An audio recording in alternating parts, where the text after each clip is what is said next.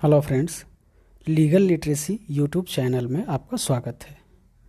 जैसा कि आपको पता है कि लीगल लिटरेसी यूट्यूब चैनल में हमारा मकसद होता है कि आप लीगली अवेयर हों, आपको legal knowledge, basic legal knowledge हो, ताकि कानून न जानने की वजह से आपको कोई परेशानी खड़ी ना हो।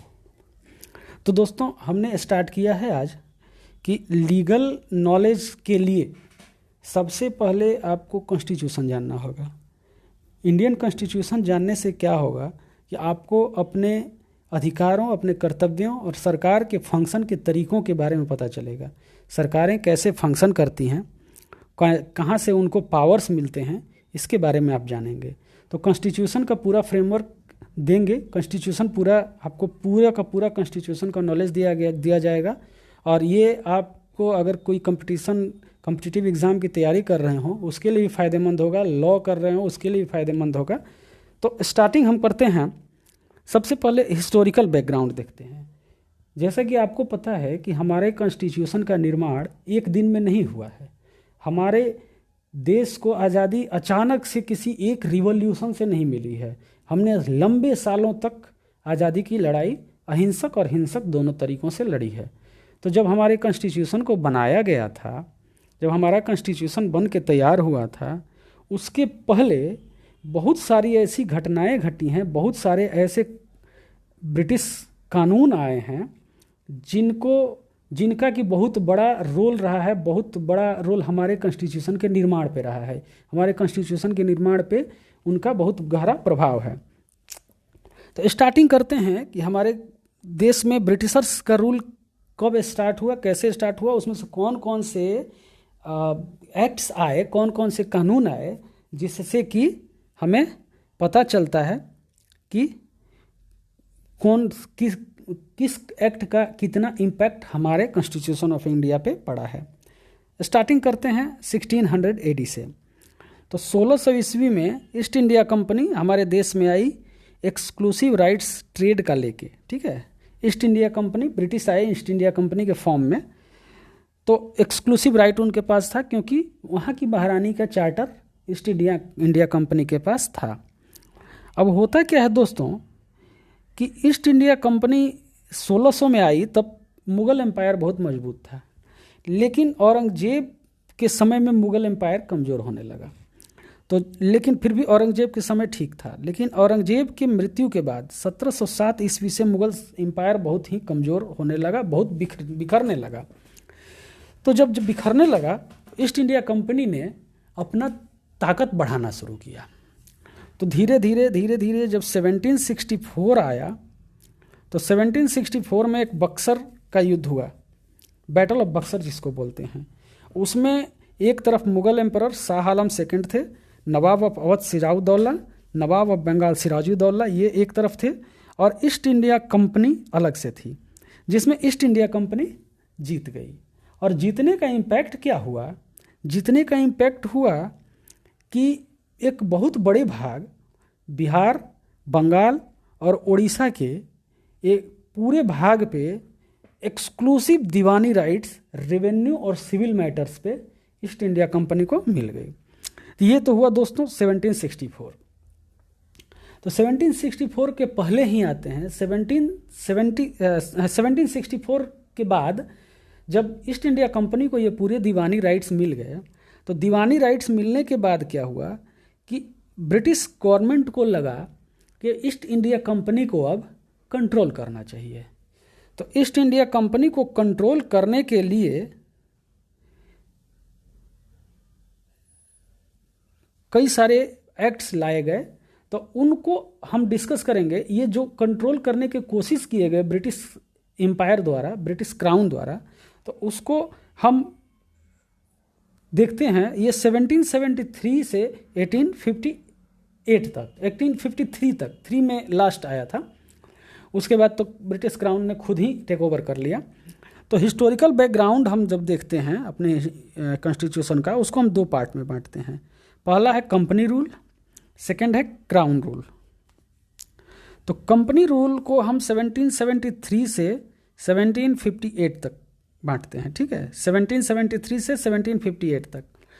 उसके बाद क्राउन रूल आता है। क्राउन रूल को 1758 से 1947 तक, अब हाँ 1858 से 1857 में जो 1857 की क्रांति हुई थी, प्रथम स्वतंत्रता आंदोलन, उससे ब्रिटिशर्स को ये लग गया ईस्ट इंडिया कंपनी इसको संभालने में काबिल नहीं है, और पूरी की पूरी एडमिनिस्ट्रेशन को ब्रिटिश क्राउन ने अपने अंडर ले लिया और ईस्ट इंडिया कंपनी का रूल इंडिया से ख़त्म हो गया।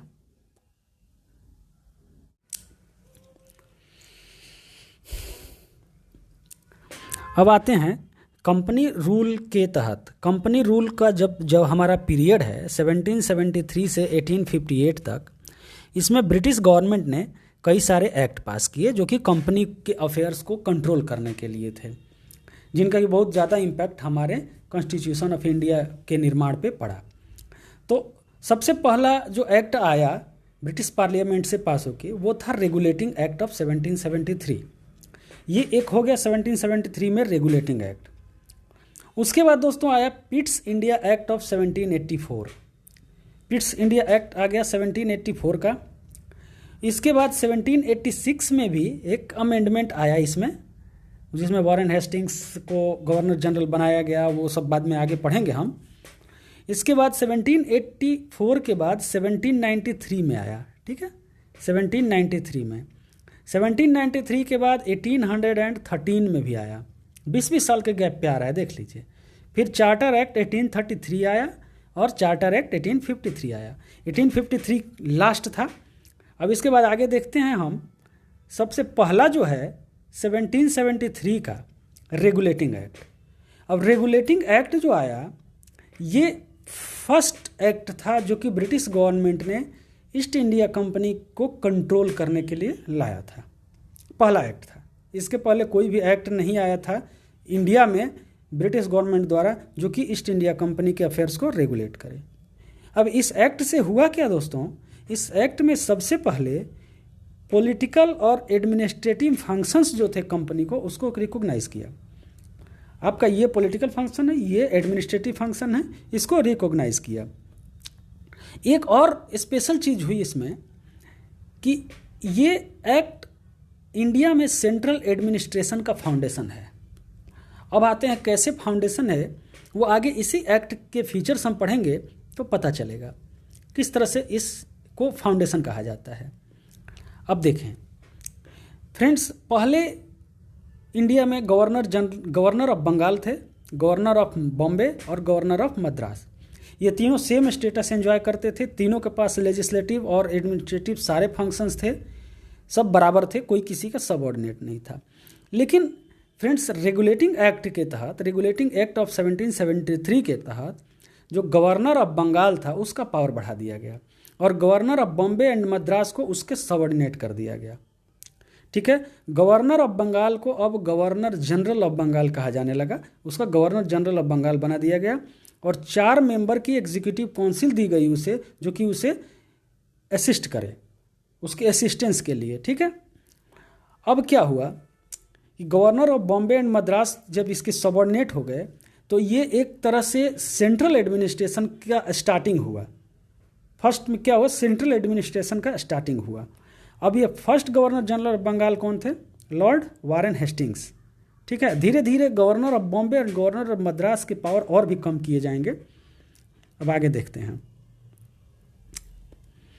अब रेगुलेटिंग एक्ट में ही क्या हुआ कि एक सुप्रीम कोर्ट का एस्टेब्लिशमेंट हुआ। सुप्रीम कोर्ट 1774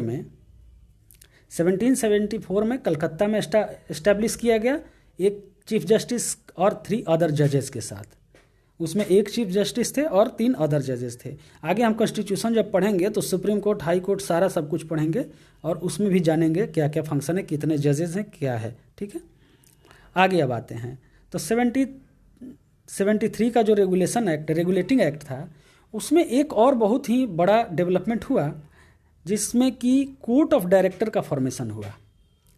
अब ब्रिटिश गवर्नमेंट ने ईस्ट इंडिया कंपनी के अंदर ही कोर्ट ऑफ डायरेक्टर के नाम से एक गवर्निंग बॉडी फॉर्म की।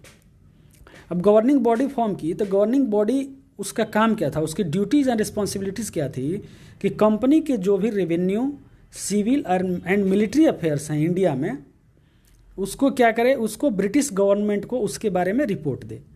ठीक है, रिपोर्टिंग के लिए ये बनाया गया। इसको रेगुलेटिंग एक्ट में कोर्ट ऑफ डायरेक्टर थे, इनको ये ड्यूटी दिया गया।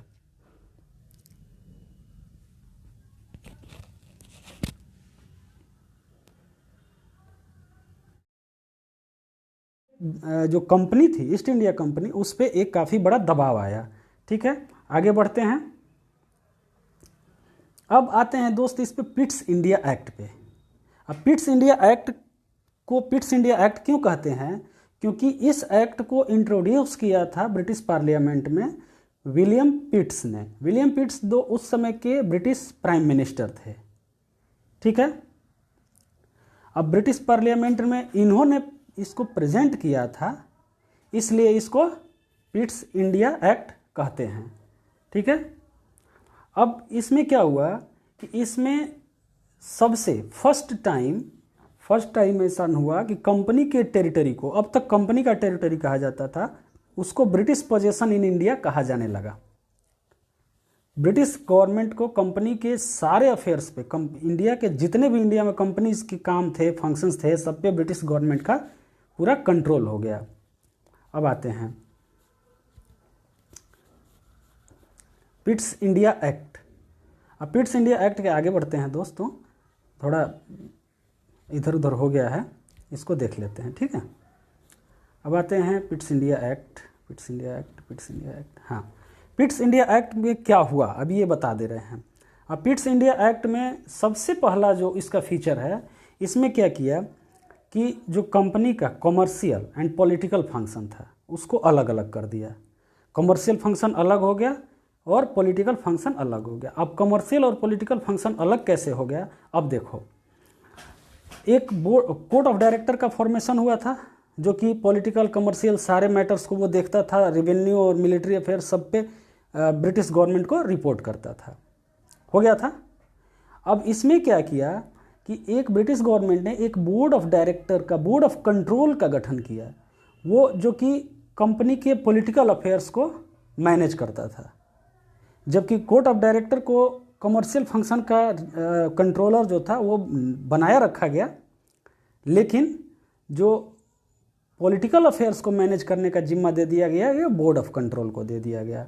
अब इसलिए इसको कहा जाता है फ्रेंड्स कि डबल गवर्नमेंट सिस्टम की शुरुआत हुई थी पिट्स इंडिया एक्ट से। डबल गवर्नमेंट सिस्टम की शुरुआत हुई थी, मतलब पॉलिटिकल अफेयर्स देखने के लिए अलग कमेटी है, अलग बोर्ड है, और कमर्शियल फंक्शन देखने के लिए अलग बोर्ड है। अब आते हैं इसी में क्या हुआ कि ब्रिटिश टेरिटरी थे, इसके बारे में तो हम लोग बात कर चुके हैं। अब ये पिट्स इंडिया एक्ट के बाद क्या हुआ? अब पिट्स इंडिया एक्ट के बाद जब 1784 में पिट्स इंडिया एक्ट आया, उसके बाद 1786 में एक एक्ट आया। अब 1786 में क्या हुआ? अब 1786 में लॉर्ड कॉर्नवालिस को जब गवर्नर जनरल बनाया जा रहा था, गवर्नर जनरल ऑफ बंगाल बनाया जा रहा था, तो लॉर्ड कॉर्नवालिस ने बनने से पहले एक शर्त रखी। और उन्होंने शर्त क्या रखा था कि जो काउंसिल है, जैसे हमने देखा था गवर्नर जनरल ऑफ बंगाल को असिस्ट करने के लिए एक काउंसिल का निर्माण हुआ था जिसमें कि 4 मेंबर्स थे।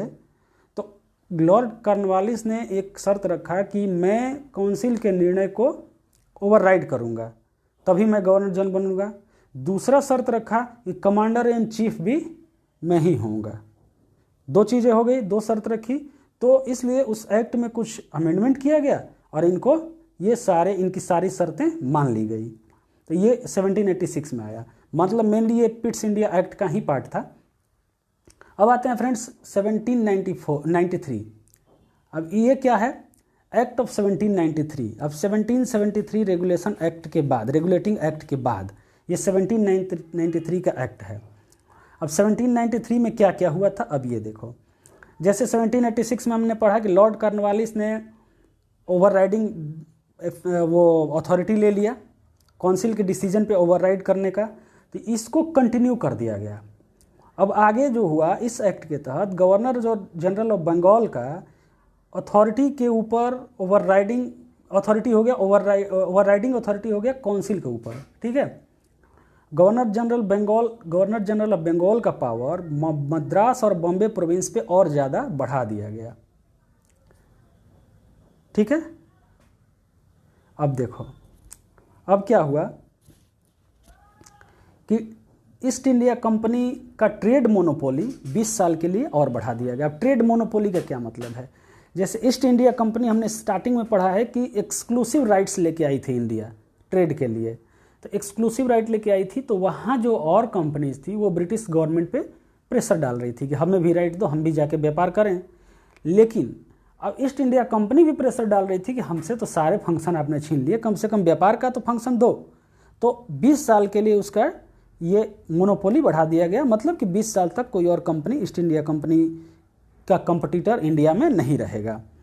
एक और इसमें बहुत ही सिग्निफिकेंट बात हुई, जिसमें कि बोर्ड ऑफ कंट्रोल जो था, बोर्ड ऑफ कंट्रोल के जो सदस्य थे, जो स्टाफ थे, उनका पेमेंट को डिसाइड किया गया कि इंडियन रेवेन्यू से लिया जाएगा। जो इंडिया से रेवेन्यू आ रहा है उससे उनको पेमेंट दिया जाएगा।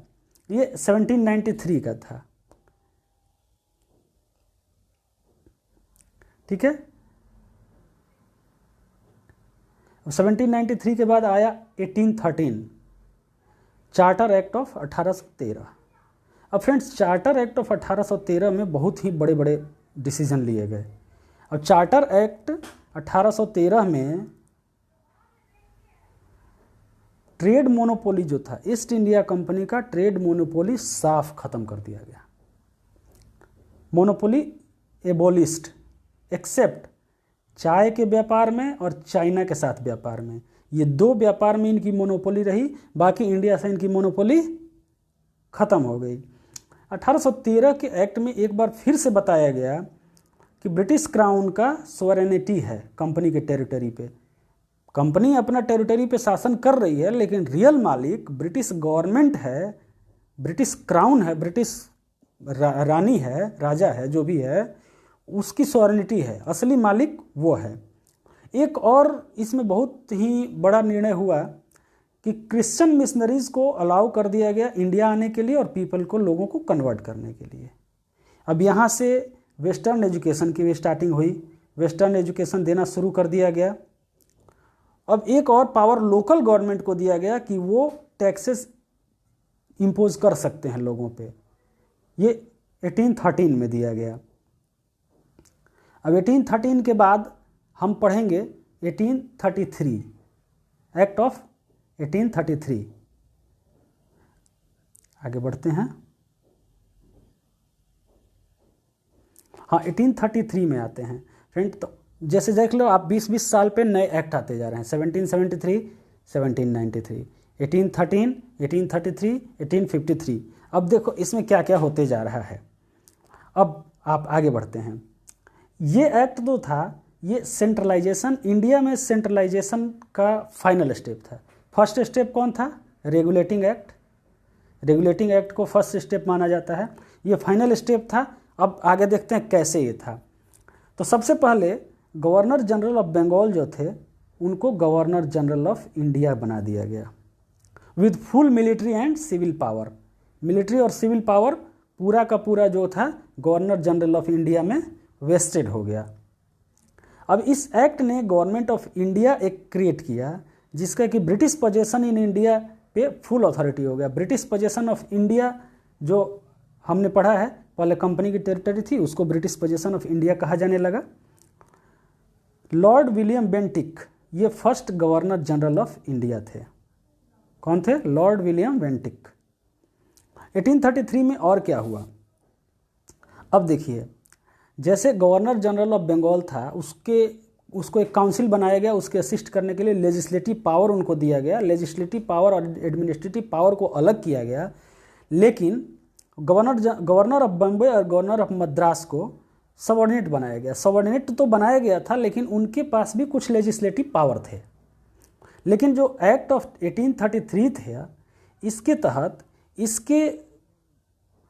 एक्ट के द्वारा governor of Bombay and governor of Madras का जो भी लेजिस्लेटिव पावर था उसको सीज कर लिया गया, और लेजिस्लेटिव पावर पूरा का पूरा किसको दे दिया गया? गवर्नर जनरल ऑफ इंडिया को दे दिया गया। एक और चीज़ हुई, कहा गया कि जो इसके पहले जो लॉ बन चुके हैं उनको हम क्या कहेंगे, रेगुलेशन कहेंगे, और अब जो लॉ बनेंगे उनको हम कहेंगे एक्ट्स। ये 1833 में हो रहा है। अब 1833 का ही और बाकी बता रहा हूं। इस एक्ट के तहत ईस्ट इंडिया कंपनी का पूरा कमर्शियल एक्टिविटीज को सीज कर लिया गया। ठीक है, अब ये प्योरली एडमिनिस्ट्रेटिव बॉडी बन गया, इसको दे दिया गया एडमिनिस्ट्रेशन, तुम संभालो, कमर्शियल एक्टिविटीज का तुम्हारा पूरा सीज कर लिया गया। अब कंपनी की टेरिटरी जो थी, कंपनी की टेरिटरी को कंपनी को रखने के लिए दिया गया, कंपनी का पोजीशन में दिया गया, लेकिन उसमें लिखा गया in the trust of his majesty his hairs and successor. मतलब राजा के ट्रस्ट में आप रख सकते हैं, राजा जब तक आपको क्राउन चाहे तब तक आप इसको रख सकते हैं। 1833 आया। अब 1833 में और भी बहुत सारी चीज़ें हुई दोस्तों। 1833 में एक प्रयास किया गया, ये पूरा सफल नहीं हुआ, लेकिन इस प्रयास को मतलब काफ़ी इम्पोर्टेंट माना जाता है। इसने open competition for selection of civil servants रखा। तो उसमें क्या किया कि एक ओपन कंपटीशन, उसने कहा कि एक ओपन कंपटीशन रखा जाए, इस एक्ट ने कहा, जिसमें इंडियन को भी मौका मिले कंपनी के किसी भी पोस्ट को ग्रहण करने का, किसी भी पोस्ट को प्राप्त करने का। जैसे इंडियन सिविल सर्विस में 2 तरह के पोस्ट होते थे, कोवेनेंट, नॉन कोवेनेंट। तो कोवेनेंट पोस्ट जो होता था वो हायर अथॉरिटी वाला जॉब होता था, जिसमें इंडियन्स अलाउड नहीं थे। नॉन कोवेनेंट लोअर जॉब होता था, जैसे क्लरिकल हो गया, ये सब सारा चीज़ हो गया, उसमें इंडियन अलाउड थे। इस एक्ट ने एक सुगबुगाहट दिया। इस एक्ट ने कहा कि इंडियन को भी कोवेनेंट जॉब में भी बार नहीं किया जाए, लेकिन जो कोर्ट ऑफ डायरेक्टर था उसका इतना अपोजिशन आया कि इसको मतलब पोस्टपोन कर दिया गया, इसको नहीं, ये निगेट कर दिया गया, ये आगे नहीं बढ़ सका। आगे बढ़ते हैं दोस्तों। अब लास्ट जो एक्ट आता है 1858 के पहले, 1858 में तो क्राउन रूल हो गया, 1858 के पहले 1853 में जो लास्ट रूल आता है, लास्ट एक्ट आता है, वो है चार्टर एक्ट ऑफ 1853। अब इसमें देखा जैसे लिखा है, this is last charter act during company rule. 1858 में तो कंपनी खत्म। इसमें क्या हुआ कि गवर्नर जनरल ऑफ इंडिया के पास एग्जीक्यूटिव और लेजिस्लेटिव दोनों फंक्शन थे। अब दोनों फंक्शन जो थे उसमें से एग्जीक्यूटिव एंड लेजिस्लेटिव फंक्शन को सेपरेट कर दिया गया। रहा गवर्नर जनरल के पास ही, लेकिन इसको सेपरेट कर दिया गया, अलग अलग कर दिया गया। और 6 नए मेंबर प्रोवाइड कराए गए, जिसको लेजिस्लेटिव काउंसलर कहा गया, legislative councillor to the council. ठीक है, ये गवर्नर जनरल का सेपरेट लेजिस्लेटिव काउंसिल था, जिसको कि इंडियन ये सेंट्रल लेजिस्लेटिव काउंसिल कहा गया। वो as a mini parliament function करता था। जैसे इंग्लैंड में पार्लियामेंट फंक्शन करता था, उस तरह से इसको मिनी पार्लियामेंट की तरह बनाया गया, मिनी पार्लियामेंट की तरह फंक्शन करता था। अब इसमें जो चीज़ 1833 में ओपन कंपटीशन सिस्टम लाने की कोशिश की गई थी और नहीं ला पाए थे, ये 1853 में इसको ला दिया गया, establishment of open competition system. अब रिक्रूटमेंट तो जहाँ सिविल सर्विसेज में, वो इंडियंस के लिए भी ओपन हो गया। 1833 में जो निगेट हो गया था कोर्ट ऑफ डायरेक्टर के अपोजिशन से, लेकिन इसमें वो ऐसा कुछ नहीं हुआ, इसमें ओपन कर दिया गया। और एक कमेटी का फॉर्मेशन हुआ, इंडियन सिविल सर्विस कमेटी।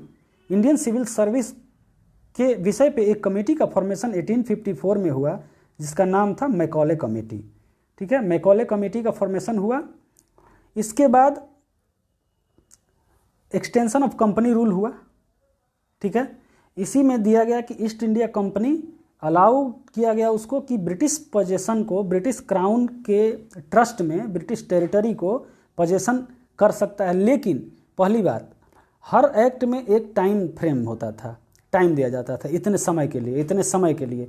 लेकिन 1853 के एक्ट में कोई टाइम फ्रेम नहीं दिया गया। ठीक है, कोई टाइम फ्रेम इसमें नहीं दिया गया। इसका मतलब क्या हुआ कि ब्रिटिश गवर्नमेंट जब चाहे तब इनसे ये छीन सकता है। 1853 में ही दोस्तों, 1853 में ही हुआ कि लोकल रिप्रेजेंटेशन स्टार्ट हुआ। इंडियन सेंट्रल लेजिस्लेटिव काउंसिल में लोकल रिप्रेजेंटेशन स्टार्ट हुआ। जैसे 6 मेंबर दिया गया था, तो 6 मेंबर में 4 मेंबर लोकल को रिप्रेजेंट करना मतलब करने को कहा गया। एक मद्रास से, एक बॉम्बे से, एक बंगाल से, एक आगरा से। ये लोकल रिप्रेजेंटेशन का स्टार्टिंग कहाँ से हुआ? 1853 से। तो धन्यवाद दोस्तों, उम्मीद है आपको वीडियो अच्छी लगी होगी। ये हमने ब्रिटिश कंपनी रूल के बारे में पढ़ा है। आगे इसके बाद क्राउन रूल पढ़ेंगे। क्राउन रूल के बाद कॉन्स्टिट्यूशन ऑफ इंडिया का फॉर्मेशन पढ़ेंगे, कैसे कैसे क्या हुआ। उसके बाद कॉन्स्टिट्यूशन ऑफ इंडिया के फीचर्स पढ़ेंगे। कॉन्स्टिट्यूशन ऑफ इंडिया में सारे आर्टिकल्स डिस्कस करेंगे। धन्यवाद। वीडियो अच्छी लगी हो शेयर करें, लाइक करें, चैनल को सब्सक्राइब करें। बहुत बहुत धन्यवाद।